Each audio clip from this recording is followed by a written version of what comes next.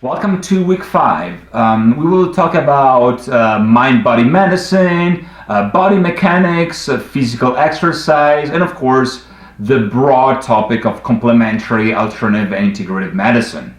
Without further ado, let's begin with our PowerPoint. And the first part is body mechanics. So let's begin with a brief definition. With body mechanics, the healthcare system refers to the way a person's posture holds a person's body during movement. So again, this connection between these two terms, body mechanics on one side and posture on the other. More specifically, body mechanics is an area of physiology that studies muscle action and how muscles function to avoid muscle fatigue and injuries as the person is walking, lifting. Few things, few recommendations here. Maintaining appropriate body alignment, maintaining a wide base of support, bending knees and hips, and of course, the other suggestion is avoiding bending from waist. Now, let's continue with some basic principles, because this is essential to healthcare in general, and of course, all providers must learn body mechanics, and the reason why they have to do that is to prevent injury to both themselves and to their patients. As an example, keep in mind that back injuries rank second in occupational injuries. Focusing on body mechanics is extremely important. So there are 4 main principles: alignment, balance, gravity, and frictions. And here in this image, you'll see some of the example of the possible issues that improper body mechanics can lead to in patients. All right, let's talk about 2 terms, mobility and the opposite, immobility. With the first term, we indicate the ability to move. This is very simple from the perspective of medical terminology. This ability allows the individual to attain basic needs, to express emotions, because of course mobility involves the totality of our human body, complete activities of daily living, so ADLs, engage in leisure and recreational activities, as well as exercising, etc., etc. Some images here of normal muscles and atrophied muscles. And immobility, by contrast, defines the opposite, the inability to move. Complications of immobility include muscle atrophy and asthenia, which is muscle weakness, contractures, pressures, ulcers, constipations, pneumonia, pulmonary embolism, osteoporosis, etc. Now, let's examine some of the major problems connected to body mechanics, and then we will analyze some of the healthcare recommendations in this context, particularly for direct patient care and nursing. So let's begin with the first slide in this area, problems part 1. In older adults, mobility is negatively affected in areas such as overall weakness, skin fragility, arthritis, falling, as well as fear of falling, losing flexibility and joint mobility, inadequate calcium intake, modified or altered sensory perception and proprioception.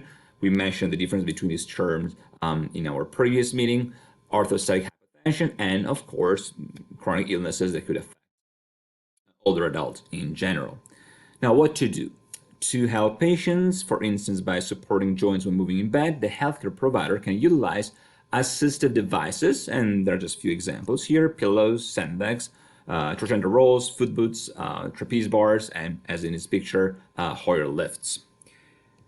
To continue, let's think about other issues, more specifically systemic changes, metabolic changes that are calcium resorption is negatively affected. There is an overall decrease in BMR, so basal metabolic rate, decreased calories and protein, disruption in metabolic functioning. Endocrine metabolism is also negatively affected. There are imbalances in fluid and electrolyte. The functioning of the gastrointestinal tract will be affected. And of course, at the end, there's a negative nitrogen balance. Continue. Let's think about respiratory changes. Now, this is a general overview, and then we will examine each of the area, each of the system. Respiratory changes associated with immobility include atelectasis or collapse of alveoli, leading to partial collapse of lung, hypostatic pneumonia, inflammation of lung tissue from stasis or pooling of secretions. Now, as a general note, keep in mind that they both decrease oxygenation and, of course, prolong recovery, aside from adding discomfort. Then, as far as the musculoskeletal changes associated with immobility, those changes include muscle effects, as it implies, so muscle atrophy, skeletal effects, disuse osteoporosis, contractures, and foot drop. When we talk about cardiovascular changes, we think of orthostatic hypotension, increased workload of the heart due to the decrease in venous return to the heart, and of course risk for thrombus. And there's a little image here of Virchow's triad. So you can see here, all which connected and affecting thrombosis, stasis of blood flow on top, endothelial injury bottom left, and hypercoagulability on bottom right. Another area, urinary elimination changes. Those are associated with immobility, and they're specifically focused on stasis and pooling of urine in renal pelvis. And this, in turn, of course, leads to increased risk for infection and renal calculi, risk for dehydration and decreased urine output, and UTI, urinary tract infection due to Foley catheter. Continue. Those are basic changes, which again we will analyze in a few minutes as far as all the body systems that are involved. But in general, there are other changes that are involving integumentary changes, risk assessment tool for skin breakdown and proper skin hygiene are connected. Psychosocial effect, of course, this is proper way to think about mind-body connection, depression especially due to immobility, and this is both cause as well as effect of immobility and developmental changes due to the readjustment patterns that the patient has to focus on in this situation. So those are overall problems that we can encounter as providers in the context of mobility versus immobility and body mechanics, posture. So let's see if we can do something to support our patients. And we will start by patient positioning, especially in the context of vulnerable population, bedridden individuals that are not able to move freely, especially in hospital. So let's start from the first one. And there are a few examples here, okay?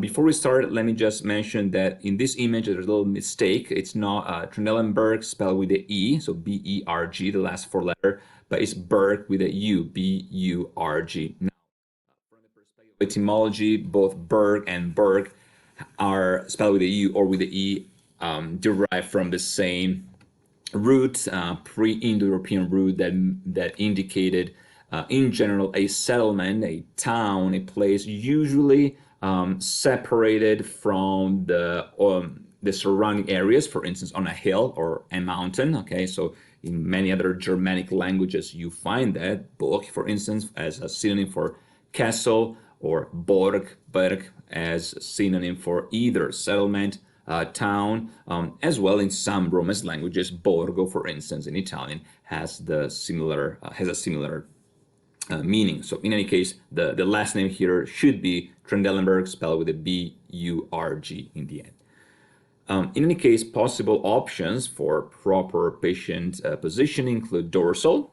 lying flat on back, and this is a very, very common medical term that refers usually to the back of something, right? Dorsal recumbent, so supine or lying on back, head and shoulder with extremities moderately flexed.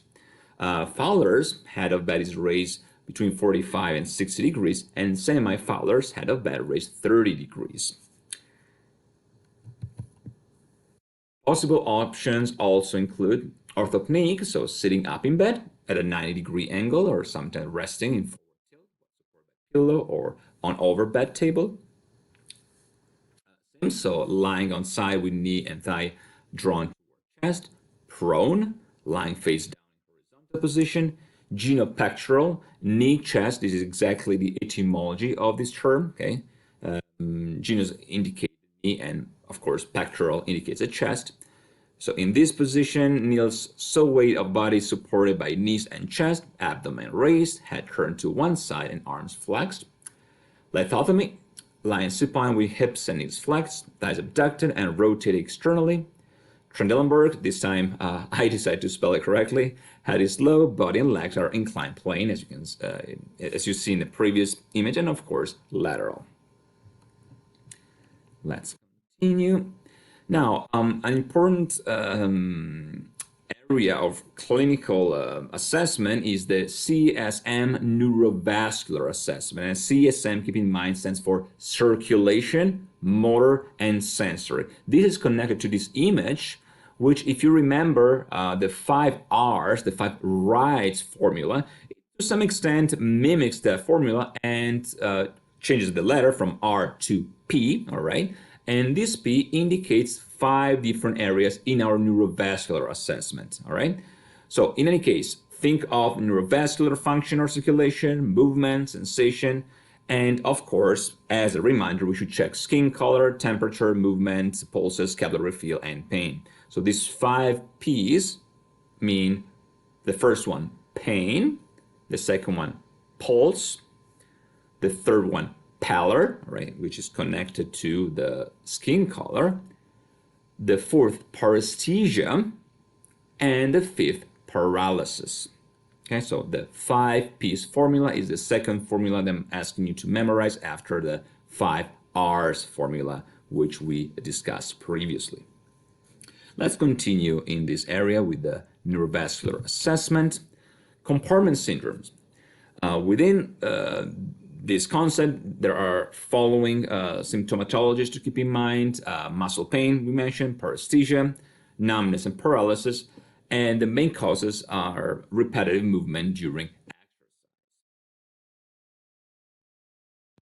All right, let's move on to the next slide. ROM, also a fundamental acronym. This week focused on posture, body mechanics. ROM stands for range of motion, okay? Specifically here, range of motion exercises. Movement of the body that involves the muscle and joints in natural directional movements, active and passive. As you can imagine, active is performed by the patient, by the client, and passive is performed by us, by the healthcare provider, by the caregiver.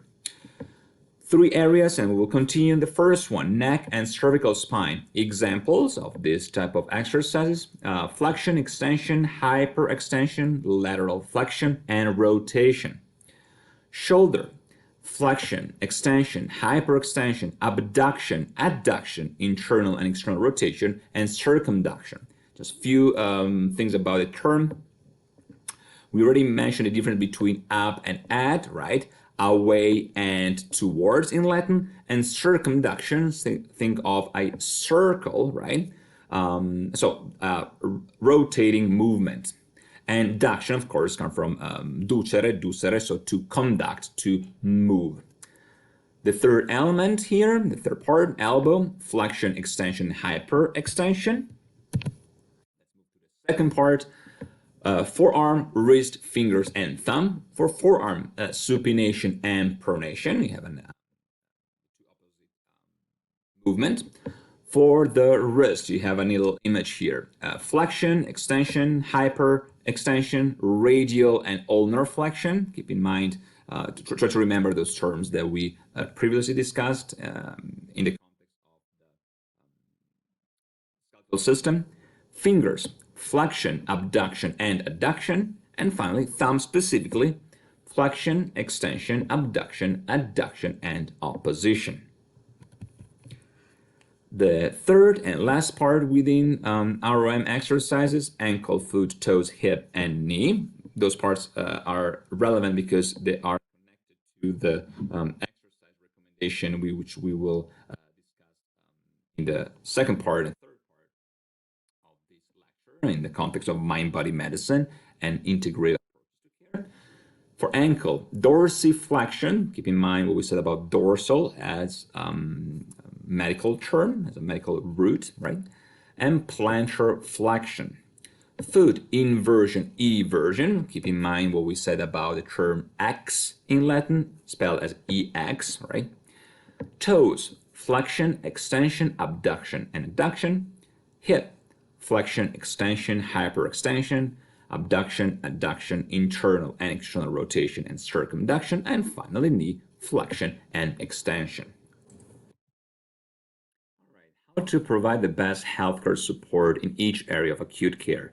Now, we will not talk about all systems as we did in previous lectures. We're only going to talk about those 5 effective systems from our perspective within body mechanics and posture. Okay, so number 1, metabolic system. Number 2, respiratory system. Number 3, cardiovascular system. Number 4, musculoskeletal system. And number 5, elimination system. So let's begin with the first one, metabolic system. Things to keep in mind. Evaluate muscle atrophy. Remember to fill out the chart, INO chart, also called INO record. IO stands, of course, for intake and output. Monitor lab data, so BUN, nitrogen, albumin, protein, and electrolytes. Assess wound healing. Assess edema. Assess for dehydration, skin turgor, and mucous membrane. And finally, assess nutritional status, protein and vitamin supplements, enteral feedings, and TPN. Let's continue with lungs, our respiratory system. Frequent respiratory assessment. Auscultate lung sounds, if you remember those sounds from class number 2. Auscultate is Latin for hearing, just to provide some historical etymological explanation within medical terminology. Inspect chest wall movements, promote lung expansion and stasis of pulmonary secretions, deep breathing and coughing exercises, incentive spirometer, chest physiotherapy, suctioning, hydration, and positioning every 2 hours. Number 3, cardiovascular system. Vital sign monitoring. Keep in mind those 5+1 basics vital signs which we previously discussed. Of course, gait might not be included in this context due to possible immobility. Assess for orthostatic changes, baseline BP. Reduce workload of heart. Peripheral pulse assessment. Again, assessment of edema, heart's inability to handle workload. And then prevent thrombus formations, stockings, calf pumping exercises, sequential compression stockings, and, if needed, anticoagulants. Finally, assessment of VT and DVT, calf circumference. For number 4, musculoskeletal system, assessment of muscle tone, strength, loss of muscle mass, and contractures.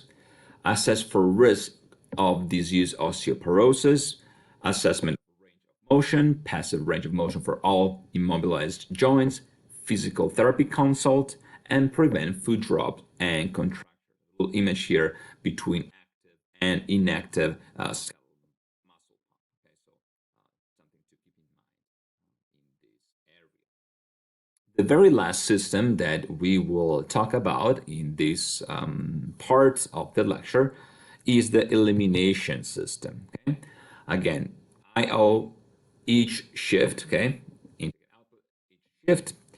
Assess for fluid and electrolyte imbalances, bowel assessment, adequate hydration, incontinent consideration, and of course, assess bladder distension.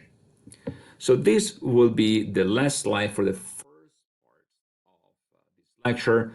Again, we are focusing on body mechanics, on posture, on areas of intervention that are preventive, especially in the context of ameliorating the healthcare we provide to our patients. But we also need to keep in mind that there are specific dangers associated to each system that are directly linked to immobility, as well as providing possible issues, comorbidities, etc., on the psychophysical aspect. Okay, so the psychophysical aspect, especially in the population that can be more vulnerable, most affected, we mentioned elderlies, but this is also true for a much younger population, infants, for instance, and children. But I would say that a proper mind-body connection is the area to focus on in general for all our patient population, these considerations are at the center of part 2 and part 3 of this lecture. So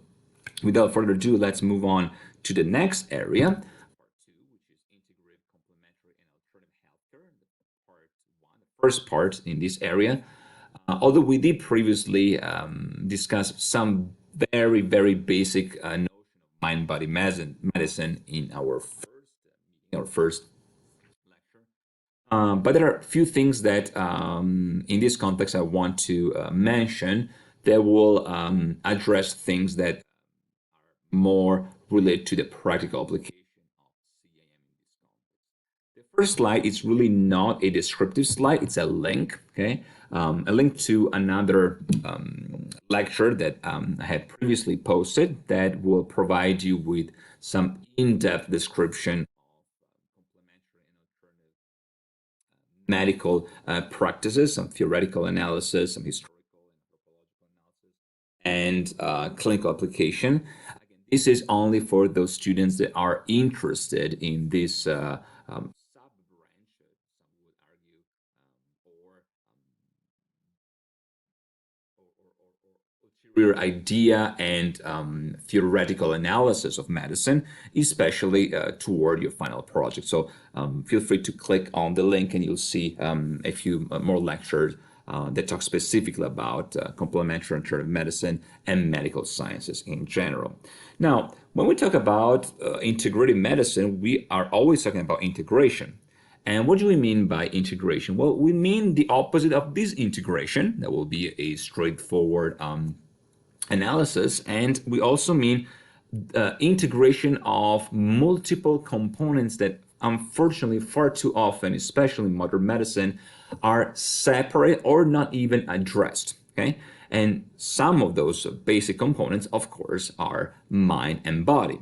So is it true that our mind play a role in the way our body feels? Well, that is definitely something to consider because the research is pretty solid. Now, in the next slide, we will talk about that specifically. I didn't want to include a lot of research, peer-reviewed studies as part of the lecture because, of course, it is important to keep up with the newest possibly available publication in this area. So if you're interested, I'll be happy to provide those resources through our system. But this is just a general consideration predicts upon one of the most famous as well as oldest study in this context, the study by Carver and Glass, 1978, in connection to type A and type B students. Now, this is a very old study, and of course, my advice is always to research scientific papers published in less than 7 years, if possible.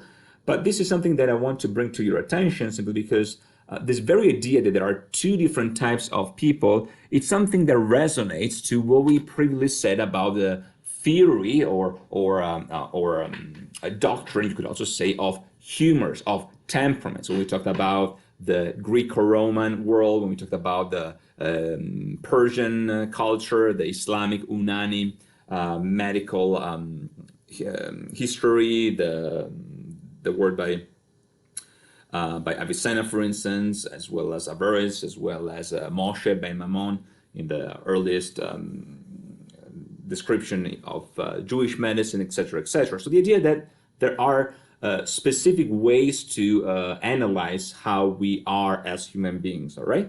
Now, one of the things I want to describe here is the direct link between certain emotional or cognitive emotional state of being, you can say, so more from a psychological standpoint, and our biology, our bodies, all right? So there is a direct link, a causal link, in fact, not a metaphorical, philosophical link between mind and matter. And that's why I wanted to utilize this title for this section, Mind Over Matter. You hear this term a lot in integrative medicine on one side and in psychiatry or psychology on the other side. So is it true that our state of mind can affect our body? This is definitely true, all right? And in this slide, I just include a very brief description. Type A students more likely to retaliate, instigation condition, than type B students, okay? Now, of course, I don't want you to extract this type of information and apply it, to the general population. It's kind of over simplistic in the way it describes the study. The study is much more detailed. But it is that there are people that are more prone to behave a certain way, and other people, type B, that are more prone to behave almost in the opposite way. And as we can see, you have very different effects on our bodies. So let's see what some of these effects are in the next slide, and see what we mean by type A personality, all right? And there are two main terms here that I want you to focus on. Hostility and anger. With hostility, we define in this context again, okay, we're not talking about medical terminology or etymology. We indicate negative attitude, and it's often long-lasting. With anger, instead, we identify negative emotions, very often followed or caused by physiological arousal, and also shorter, usually in duration, right? So you can say that anger is more of a peak, and hostility is a long-term process. Expression of anger hostility positively correlate to severe coronary artery blockage. Again, I could have included a lot of different examples to link this type of presentation to physiological responses, but I just want to make a point here, a point that we will further expand on toward the end of this course. The fact that certain states of mind have either a positive or negative effect on our body and vice versa. So this is what we mean by integrative or complementary or alternative to some extent healthcare. We mean our ability and our focus on integration, okay, on keeping in mind that there are things that we need to address for the physiological and psychological well-being of our patients. Now, something I want to mention just on pass here is that we should not confuse type A and type B in the context of this specific study, specific approach with, for instance, A, B, C, D personality, right? Or in the context of clinical psychology and psychiatric diagnostics, okay? When we talk about personality disorders, cluster A, cluster B, and cluster C personality disorders, okay? We mean very different things, but the idea is that we have different modalities of being in the world, some of which can be detrimental to our well-being. So it's like a physical manifestation of something that occurs on a psychological realm, all right? You could call it even a mind-body representation. You can call it somatized problem. Soma, again, it's Greek for body, for physical body. And so what our emotional thoughts present, so to speak, in a disembodied notion outside our body, eventually they will be manifested physically, okay? The body keeps its score, a very famous title of a book that I have included in the bibliographical references. So it is important to understand that the dividing line between body and mind, or for the ones that are more prone to have a holistic and transcendental approach, between mind, soul, and body, okay? Mind, body, and spirit, we could say. Now, if we talk about this element here, mind, body, and spirit, one thing that I would like to address here is the combination and the similarities between different systems, just in the same way as we compared Islamic medicine, Chinese medicine, Greco-Roman medicine in our first lecture. So this will be what I would like to discuss, starting with the next slide. All right, so let's see if there are other areas in which those elements, the connection between, depending which model you follow, A, B, C, D personality, cluster A, B, and C personality disorders, or as in this somatoformic relevant analysis as in this study, so type A versus type B, let's see if those things are somewhat similar in different areas, or at least if there are anything that is connected to our bodies that is predicted upon the connection between mind and matter. So the next slide is yoga as therapy. Now, some of you might be familiar with the concept of chakra. The concept of chakra relates to the center of energy, a center of energy that's not necessarily qualified only as a body energy, as a felt energy in the same way as we would talk about the nervous system, for instance, right? But a type of energy that is connected to higher level of perception. Now, you might wonder, why are you bringing this up in the context of healthcare, especially when we talk about posture and body mechanics? Well, this is the follow-up in a sense that aside from the current situation that our physical body will be finding itself in, it is important to understand how everything else has a strong impact on our healing process. Okay.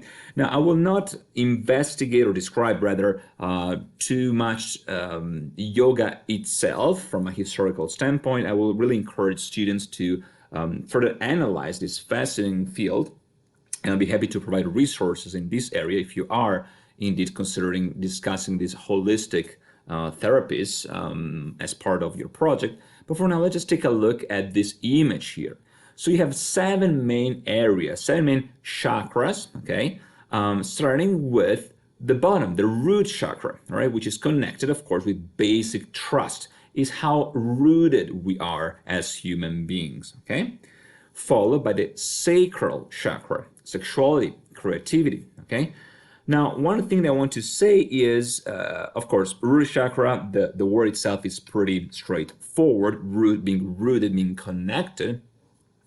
With sacral, the term sacred has this higher or deeper connection with separated, so that a sacred space, it's something that does not belong to the commonplace. It's your secret identity, you could say your secret garden, okay? Something that is sacred and that needs to be protected, somewhere where you feel safe. And of course, sexuality is one of the most intimate ways to communicate. And creativity, again, we talked about this in the context of poiein, this Greek term that is the root of poetry, for instance, is the power to generate. Okay? Above that, we have the solar plexus chakra, connected with wisdom and power. Okay? Now, keep in mind that there's a lot of connection here, of course, with body system. Okay? If you look at this scale. Okay? So solar plexus, of course, related to the power of the sun in the sense, right? And the fact that you have a centering mechanism right at the center of your body, okay? There's a center below and a center above. So you can see the yellow and the blue. And then the mathematical central part of this 7th chakra is, of course, the heart chakra, right?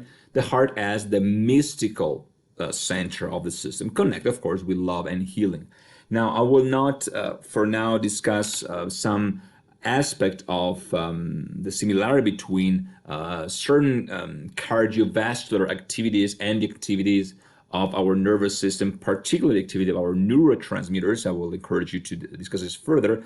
But again, the heart as the center of our emotions, the center of our emotional healing, still makes a lot of sense according to modern scientific research. Okay, I mention this because very often the heart has been somewhat disregarded as important in comparison to what the brain has to say as far as how our emotions are processed, stored, and manifested, and how our thoughts are stored and processed in psychological terms. Okay, so the heart is does not carry the same importance, medically speaking, from this holistic perspective as it used to carry in ancient times. Think about ancient Egypt, for instance, where the brain was almost irrelevant. It was discarded upon biological death. Upon the consideration of the healing path, since we mentioned the connection between mind and body, one of the connection is the connection related to communication, how we verbalize things, from the very practical application, how a patient will verbalize their pain level, for instance, their discomfort to us, all the way to communication as either the ability to reach out or the ability to feel at ease with oneself and their own voice. And it's the throat chakra. Now, I should mention that for each of these areas, we talk about balances and imbalances. Okay, so an imbalance through a chakra, of course, will have a lot of somatized manifestations, starting from common sore throat, for instance, all the way to psychosomatic values that are connected to our inability to make our inner voice heard. For instance, the fact that we might struggle from a psychological perspective with boundaries, we will struggle with saying no, for instance, with being assertive and affirming our position, feeling rooted again, not as in the basic trust component, but in the connection between what's inside and what's outside. The third eye chakra and the crown chakra, as you can imagine, are the less embodied component, you could say, and the more spiritually oriented component. Now, when the third eye chakra, you could say it's still connected to neurological processes, especially from the perspective of computational neuroscience. We talked about this when we talk about what it means to be aware and awake. I think about comatose state, for instance, or locked-in syndrome. Think about certain accounts of near-death experiences or out-of-body experiences. Okay, so the third eye chakra is both intellect, okay, from a cognitive standpoint, so is the brain area, but it's also the third eye in a mystical sense, an enhanced, an increased sense of awareness, right? And on top, of course, the very last one is a disembodied component, a component that's outside of our physical body, the crown chakra, which of course is connected to spirituality. Now, this is just a general overview of yoga, and yoga as a Sanskrit term, you might recall, is connected to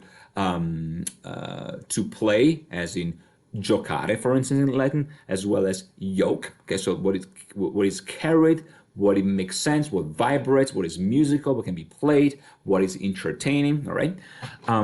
It's also connected to the perception of these emotions, joy, for instance, okay?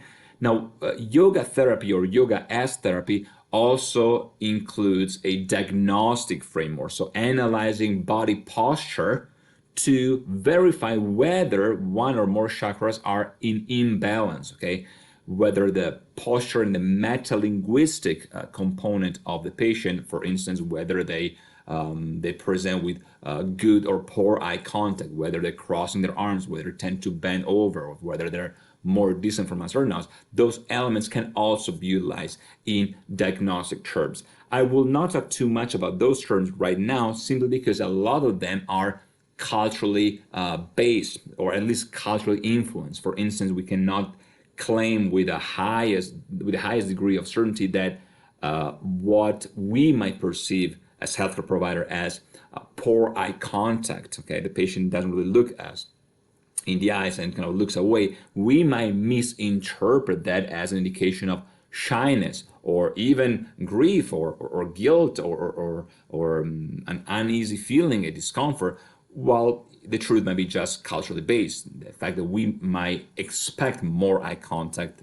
in our culture, in our framework, and this is not matching the cultural framework of the patient. So this is something to keep in mind in terms of these multiple levels. Now, do we have something similar in our Western framework, since we talk about mind-body, mind over matter? Well, we have a similar connection, aside from what we said about bodily systems and organs, similar to what we said about traditional Chinese medicine, but at least in Western psychology, we have similar situations. And one of the most common framework that I wanted to mention here is the framework by Abraham Maslow. All right, so this is the revised version, and this is the pyramid of needs. Okay, not the pyramid of evidence that we previously discussed, but the hierarchy. Okay, the hierarchy of human needs. And for each element here, you have a different orientation or direction. Now, this is part of healthcare that is, of course, connected to our efforts to provide the best possible care to our patients.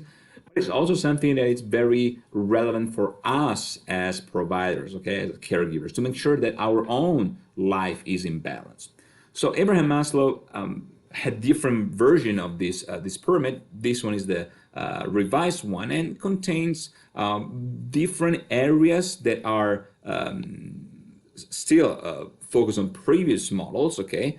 But there's an added element on top, okay? The sixth element is added. In any case, when we think about hierarchy of human needs, we start from the bottom, which is also the base and the basis, right, on the pyramid, with physiological needs, the need for food, water, and rest. In other words, if you don't take care of our body, then any other talk about psychological well-being and social well-being might be compromised. So the basis is the body, okay? In other words, body health, it's not everything, but without that health, everything else appears to be less important because we are too consumed and focused on that, okay? The need for food, water, and rest as example. Above that you have safety, which has to do with security. Above that you have love and belonging, intimate relationships, friends, etc., etc. Above that you have a level of self, you could say esteem, okay? Or esteem in general, the ability to evaluate things, okay? Feeling of accomplishment. Above they have self-actualization, to some extent similar to empowerment, right? And self-efficacy, if you think about the words by Bandura, for instance, or ecological approaches to psychophysical health. I think about Uri Brofenbrenner, for instance. So self-actualization is achieving one's full potential, and above that, a sense of meaning. Now, a good way to look at this is thinking of two different poles, thinking of two different magnets, okay? One magnet is the here and now, okay? What can we do as healthcare provider to provide the best possible care in the moment, okay? And of course, you do everything we just discussed. You take patient vitals, you reposition the patient, you have a constant flow of communication with the treatment team, you assess possible biological changes, etc., etc. And this is the here and now, more connected to the basis of the pyramid. Okay, physiological, of course, but also safety, the way patient placements and on a unit will affect their well-being. But then the other pole is what's next after we focus, or while we focus on the healing process of our body. What is it there that we have to look forward to?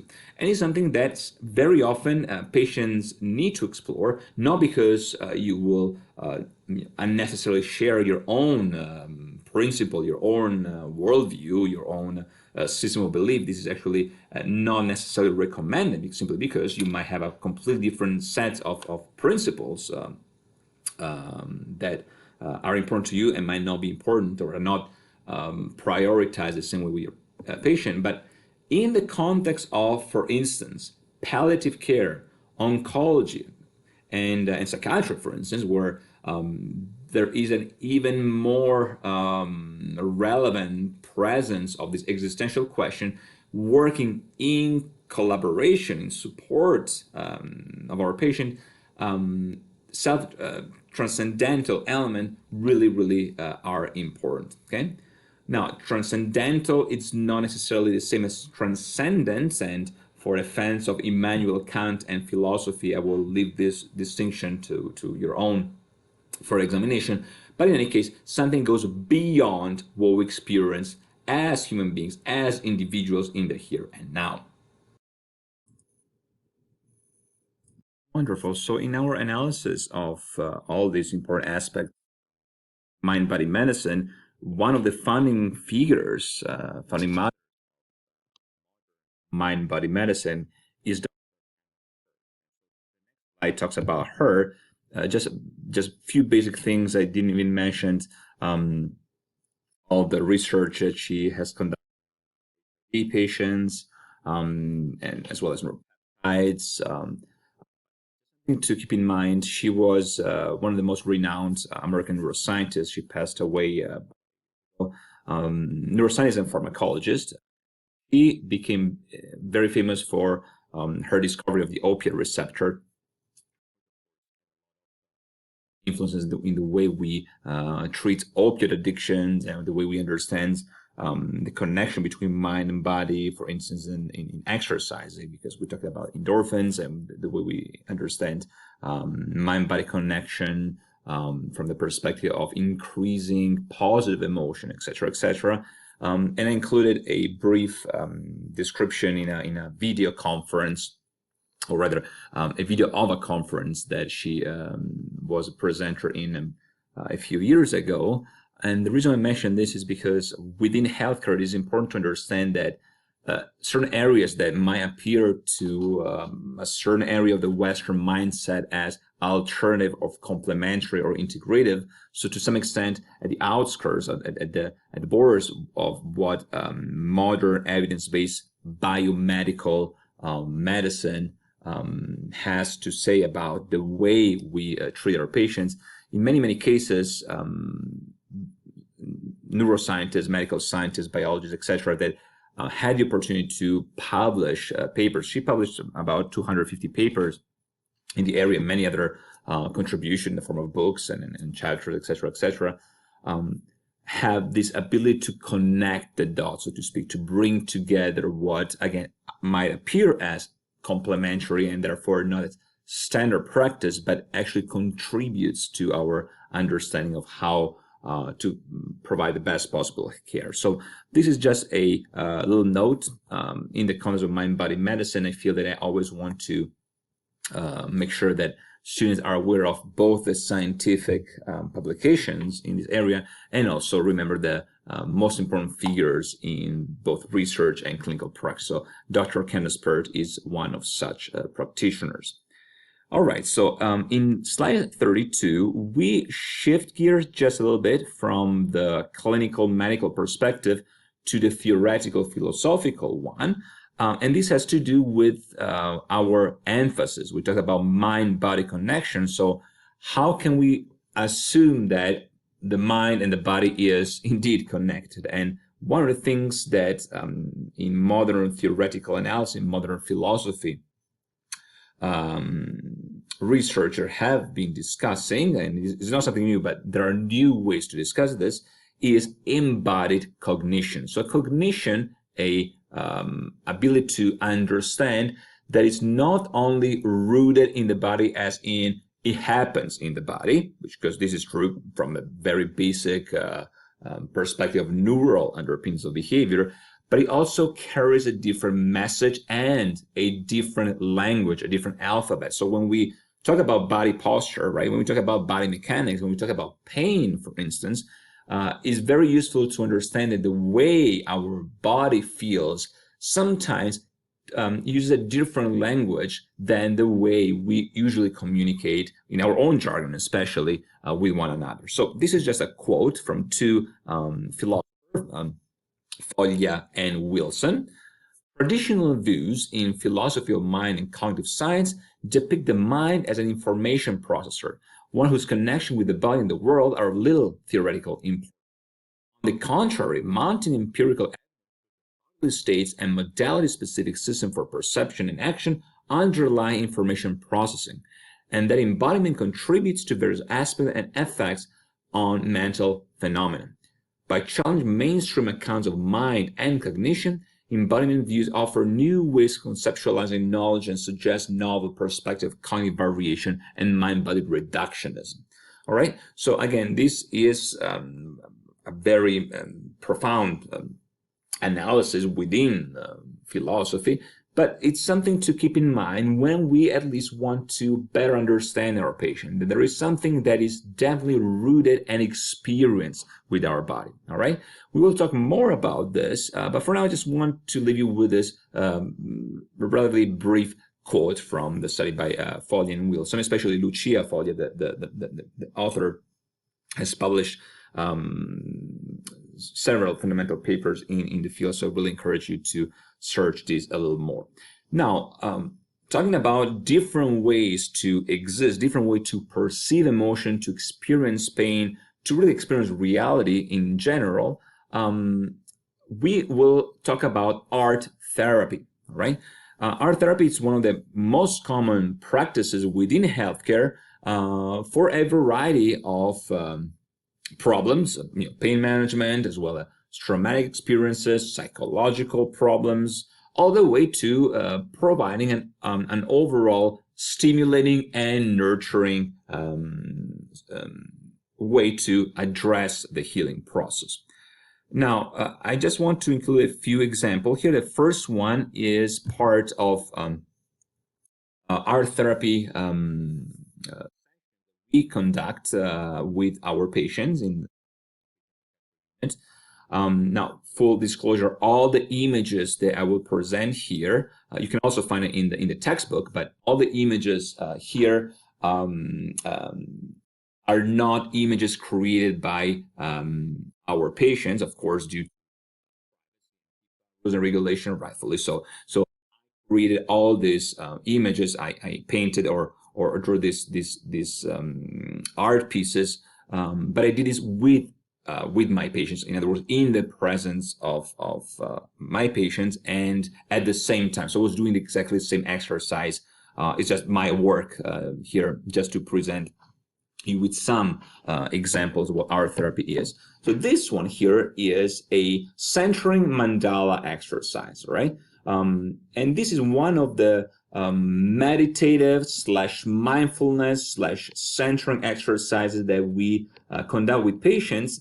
An exercise that very often is found not only in psychiatry, but in general in medicine and healthcare for the purpose of distraction, for instance. And by distraction, I mean distraction for physical pain, for the purpose of decreasing the perception of physical pain, as well as emotional pain. It's also utilized in the context of finding a sacred place within oneself. We talked about sacredness in the previous slides. When there is, internal struggle, for instance, when a patient is waiting for a clearer idea what the prognostic framework will look like, how their healing path will look like. Okay, and again, this idea of center, this idea of bringing oneself back to the center, is at the core of this type of exercise. Now, talking about art therapy, there are many things that we should mention, and one of the most famous authors, at least in the United States, Kathy Malchiodi, provided a wonderful examination of all these aspects. Another famous and relevant author is Daniela Rossi in Europe. But we can think of the evolution of art and the collection of Hans Prinzhorn, for instance, and the evolution of this type of artistic framework in Switzerland, in Italy, in France, in Austria, in Germany, first in Central Europe, and then, of course, in North Africa, the Middle East, Israel, etc. Now, what do we mean by art therapy? From our perspective, from the perspective of healthcare, an art therapist is a therapist that provides support, nurture, therapeutic strategies, as well as, in certain clinical cases, assessment, diagnostic assessment, as part of a healthcare team. So an art therapist can be registered, board certified, and for this, I will encourage you to research the American Art Therapy Association. But this person can also be a clinical psychologist, can be a psychiatrist, can be any type of physician, really, can be a social worker, a mental health counselor. So anybody who is interested in providing an ulterior care, an integrative approach to medicine, okay? And this is an art therapist. Now, you might argue, well, isn't art therapeutic in itself, at least from the perspective of spending some quality time, leisure activities, distraction again? Well, you'll be absolutely right. And of course, within art therapy, we should include all forms of art, such as visual and performing arts. But I just want to mention there are different categories and different licensing or rostering or registering certifications available. For instance, dance movement therapy, music therapy, and each of these branches should or could be considered sub-branch of art therapy, but they have their own board and their own licensing structures and examinations. But art therapy in itself has been part of humanity since time immemorial. From our perspective of healthcare, perhaps we should distinguish between three areas, which I briefly mentioned in lecture 1. So art therapy itself, outsider art, okay? And then the third one is really, open art, or art as leisure, so to speak, okay? Now, I don't want to mean art as leisure in a negative sense, okay? Art leisure simply art for art's sake. You can think of the art system, art as creativity, pure creativity, all right? Art therapy, as we mentioned, has a clinical component, and in this clinical component, we can think of certain assessments that are at the connection between art therapy per se and clinical psychology, or this psychodynamic or psychoanalytical psychology. Think about the Rorschach ink blot test, or think about the House Street Person assessment tool, or the Lifeline assessment tool that focuses on a narrative component. And then outsider art, which is an evolution of certain artistic movements in Europe. And I'm thinking about Arte Povera in Italy, Art Brut in France, and part of Switzerland, etc., as well as some form of expressionism and immaterial forms and conceptual arts. Some art that went back, or at least attempted to go back to this ancestral origin, and therefore was very much interested in this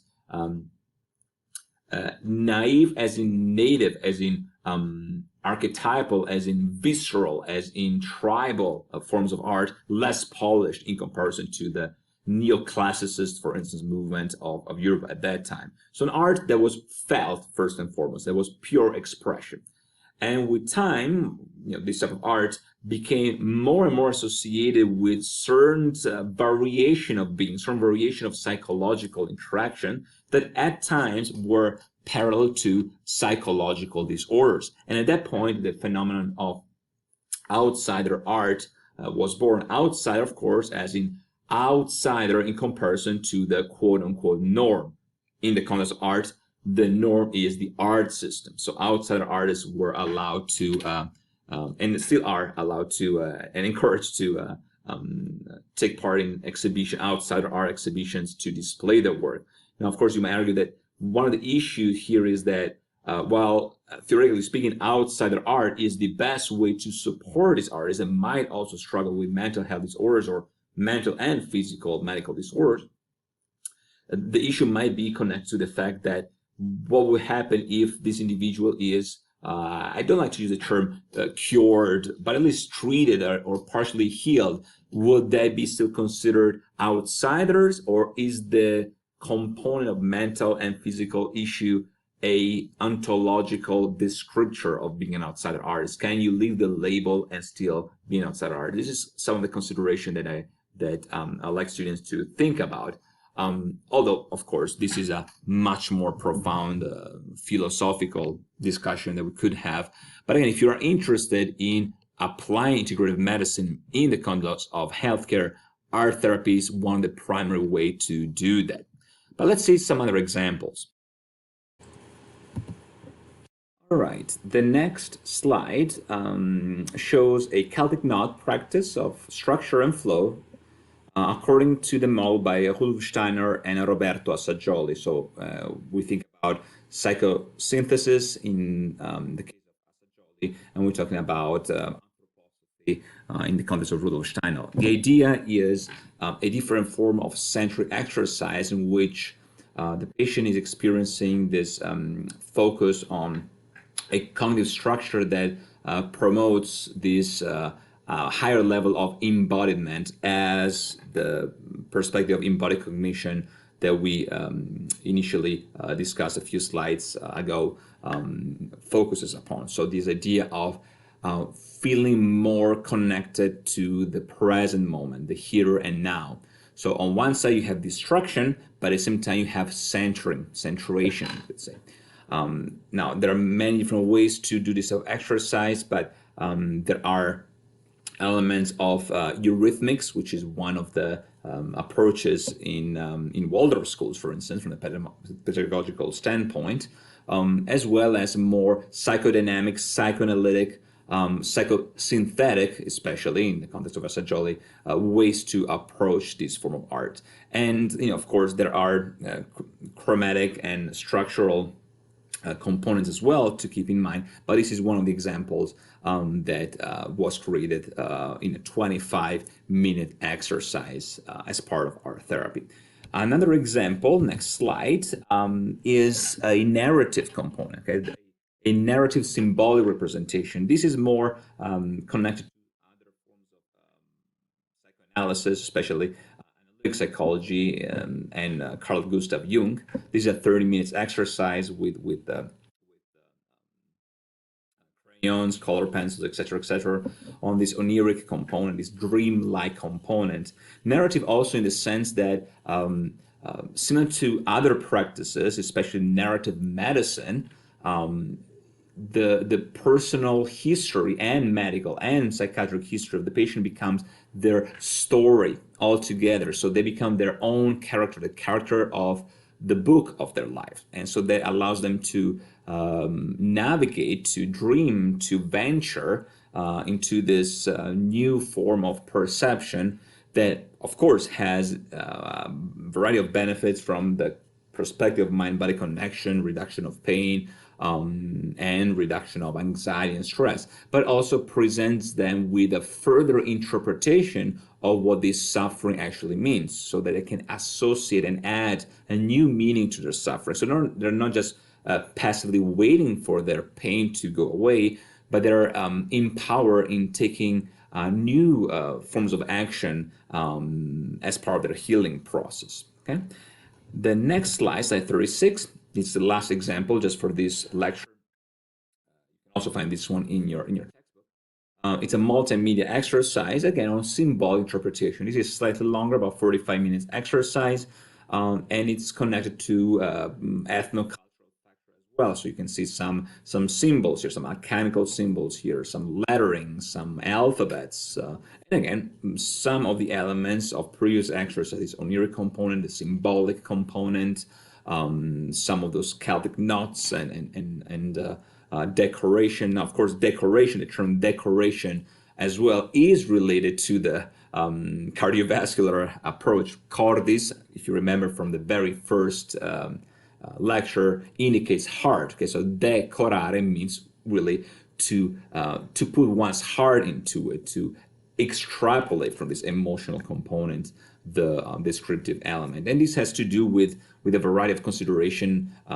If you think about terms in Latin like bellus or bella, or the Greek kalos, that indicated both pleasant to the eye from the aesthetically significant perspective, as in perception, but also good as in morally good, as in feeling good, because our body's connection is connected to our higher self. Now, there's a lot of things we could share about our therapy, but for the sake of time, those are just few examples that I want to bring to your attention. Again, if you're interested in providing new and complementary ways to stimulate the healing process in our patient. We are approaching the very last part of this lecture, part 3, physical exercise and mind-body medicine. A lot can be said about physical exercise. What I want to focus here is the overall discussion and the results of 2 of the most recent research studies we have conducted on our units that you will find as reference in the textbook as well. One that was pertaining to the exercise structurization in the context of group therapy, so providing new ways to stimulate a physical so physical is in physiological and psychological health, and on the other side, more from the perspective of integrative medicine. Okay, so let's start from the first one, a general consideration of, again, the connection between body and mind. Okay, CVD related risk factors occur at about a 1.5 to 2 times greater frequency in patients with schizophrenia than in the general population.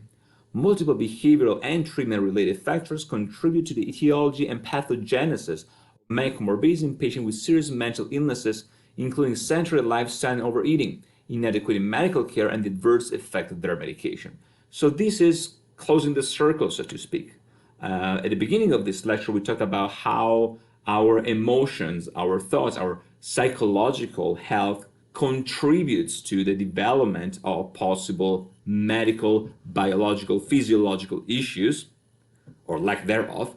Here we're talking about the opposite, okay? The fact that unfortunately we have a greater frequency, in this case of cardiovascular disease, in patients with specific mental health disorder. In this context, we're talking about schizophrenia, and this is a study that's slightly old, but I really like the quote. And more recent study actually indicated that this assumption is very solid from a scientific standpoint. So, as much as the study itself, from which I took this quote, the citation is old, the data is very, very solid.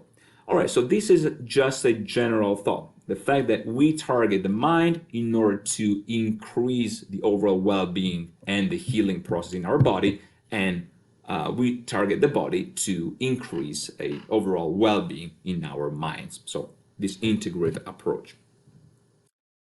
Although mind-body strategies, including other forms of muscle activation, have always been present in patient psychiatry, the research, the first one we talk about, study number 1, focus on A, increasing the cardiovascular health, micromotor muscle activation in the majority of patients. Again, because we want to focus on cardiovascular component of health. This is so important for everything we said previously. B, promoting new ways to develop coping skills and work on self-image, self-perception, and self-esteem. Always keep in mind that our body is our interface, especially the skin, but our body in general is the way we present ourselves to the world. And so working in cooperation with our body increases our well-being. And define project construct and exercise dedicated area in the spaces already available on the unit by the creation of 2 gym fitness areas on each floor. Okay, so part of the study was actually to restructure the entire unit. And again, if you think about healthcare, we should think of healthcare systems. We talk about differences from the organizational and financial standpoint, but we also talked about different settings, okay? Public healthcare settings, public hospital, for instance, as opposed to clinics. So when we think about becoming professional in healthcare, we should have this broader scope of intervention in mind. What can we do in order to help our patient, both in dealing with our patient directly from a clinical standpoint, an assessment standpoint, and treatment standpoint, but also everything else around them, their environment, their placement, their positioning in bed, the structure of the units, etc., etc. Okay? Now, we implemented exercise in an inpatient psychiatry unit, but we followed certain recommendation, for instance, the American College of Sports Medicine, as well as other recommendations for both safety perspectives and also to provide an appropriate baseline for patients that might never actually had the opportunity to exercise before their admission. So in slide number 40, we'll see just that. Okay, so some general recommendation, study 1. So you see exercise type, frequency, duration, and type. You have cardiovascular training, 3 to 5 days a week for a total of 150 minutes per week. Duration between 30 and 60 minutes, so half an hour a day. And type moderate to vigorous intensity level. Then you have resistance training, focus on each major muscle group, 2-3 days per week, for duration of 8 to 20 reps, repetitions. And the type, of course, is strength and endurance. Finally, we have flexibility, again, starting with 2-3 days per week, but this is just the baseline to test the ground, also from the perspective of safety. However, daily flexibility exercise is most beneficial. Duration, hold for 30-60 seconds per exercise, and type, exercise that target the major muscle tendon units. Wonderful. So this is just an overall description of the general recommendation. In the next few slides, I just wanted to include some of the exercises that are better described in the textbook in terms of the structure, the repetition, the sets, etc., etc. But at least what type of exercise this research has focused upon in order to provide relief as well as strengthening and endurance levels for the vast majority of patients. In fact, for the totality of patients involved, of course, with special attention to those individuals that were bedridden because of medical comorbidities and other safety issues. So some of the exercises here include plank, crunches, push-ups, jumping, rope with and without, just because of the safety measures that, as you expect, in inpatient psychiatry units. And then some of the elements that are connected to yoga and other integrative practices, for instance, the warrior pose, okay, bird dog, cat cow, etc., etc. An approach that targets all muscle groups in a very holistic perspective. So this is just a brief list, part one, so A, then there's B. And again, you can see other elements that take into account the level of strength and fitness of each individual. So you also have here marching, jogging, walking laps, and because of the structure of the unit, 33 laps correspond to 1 mile, 33.3 approximately, and this is pretty much the same on both units. And then you have the ability, the opportunity to utilize specific fitness equipment that was purchased and developed for this research. For instance, a rower, both regular and water rower, that also has a sensory component because it stimulates enhanced relaxation just because of the way the water moves and the sound it makes. We have bicycle recumbent upright bikes, and we have other tools, for instance, for stair stepping, etc., etc. And again, we have other elements that are, so to speak, borrowed from other sociocultural frameworks, for instance, the sun salutation. Now, so this was the very first approach. Then the study number 2 actually was focused on the application of this research. So primary objective, promote exercise, fitness, and physical health in inpatient patients. Secondary objective of the study, therapeutic management of depressive symptoms and patient-centered approach to mania, angry outbursts, and generalized destructive behavior. So from environmental perspective as well, in order to address the needs of the population itself. So by helping one patient, you will have a positive outcome for the overall milieu, so the overall atmosphere on the unit.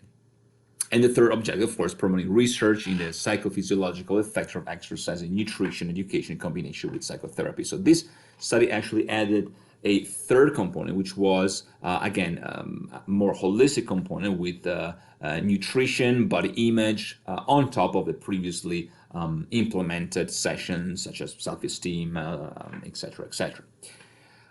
Now, results. After attending this group, do you think you will exercise more? It was one of the questions asked. And this slide indicates the numbers, but then in the next 2 slides, you see the results here. So the link is part of the references, but just to give you a general example of the benefits that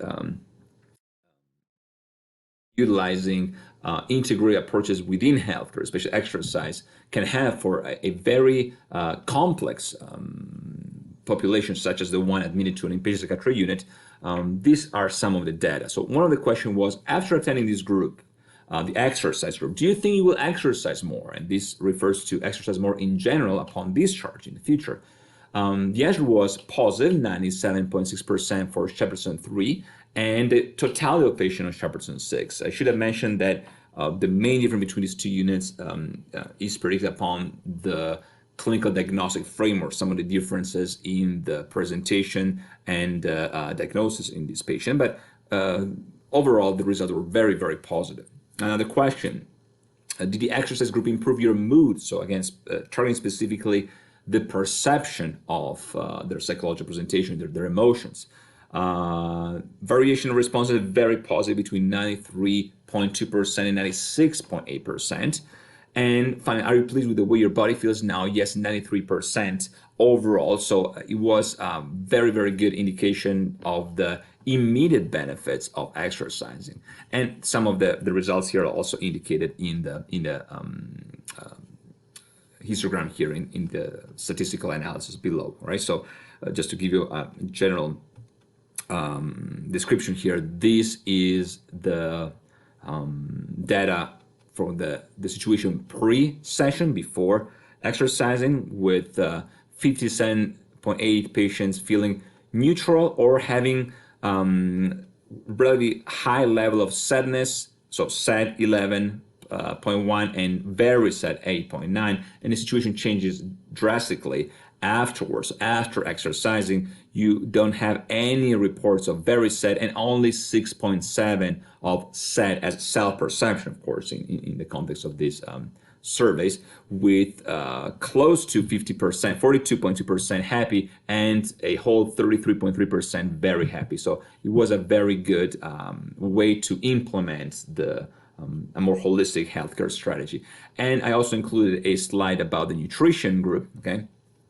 Whether they were benefiting also in practical terms, in terms of did they find it helpful. And of course the orange portion here of the pie chart is 68.8% found it helpful and 31.2% did not find it helpful. Now I also want to indicate here that given the complexity of the diagnostic presentation, this type of information that's also educational, pedagogical, might be also difficult to understand for those individuals that are unfortunately affected by specific psychological, psychiatric issues, for instance, dementia or Alzheimer or other impairment on a cognitive level that might, predict some elements of negative responses higher in a nutrition group as opposed to exercising.